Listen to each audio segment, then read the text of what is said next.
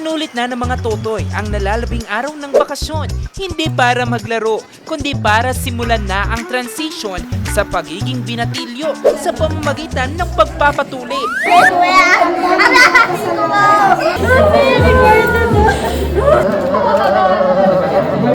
Sa tanggapan ng City Health Services Office, dagsa ang nasa 200 mga bata noong Sabado, May 23. Kabado man sa magiging proseso, nanaig pa rin ang excitement sa karamihan. Sinabi po ng magulang ko. Kasi daw, para maging binata na. Opo. Tapos hindi po ako kantsawan ng mga ko po, pinsan ko po. Kaya pwede pang patulog. Hindi naman po, pero kapag nawawala na po yung anesthesia, medyo nararamdaman na po. Pero masasabi mong binata ka na ngayon. Oo po. Ready ka nang manligaw? Ay, nandiligo na po eh. At nang sumalang, abay, mukhang napa-acting workshop na ang ilan. May naghanap pa nga ng comfort. Kumustahin nyo naman kasi.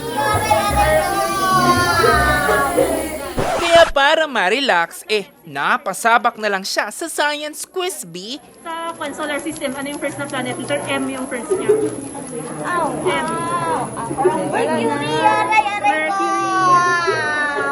At kung mas level up na ang sakit, idaan na lang sa Tetris. Kasi pa, ngayon pa ako papatulog. Mas nare-relax ka ba kapag ka ganyan? Opo.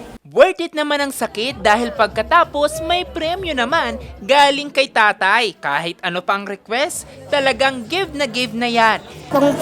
Pangpawala po ng kaba. Hilata na po ako paglabas. Para mas ganaan pa siyang dinenervyusin.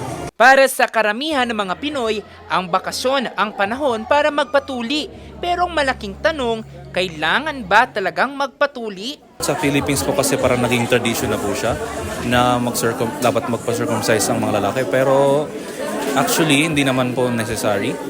Pero mas may advantages din po siya. Kasi pag hindi po na-circumcise, parang mas prone po ng infection sa penis.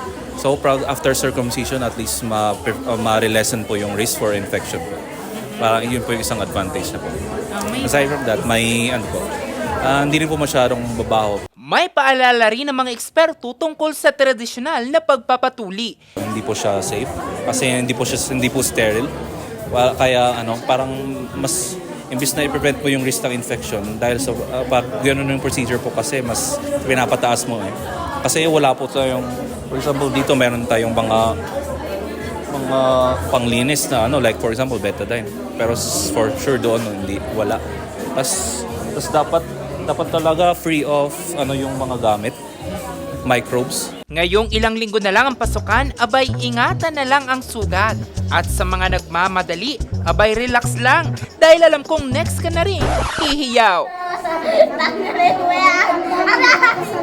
Jose Robert Inventor, RNG News.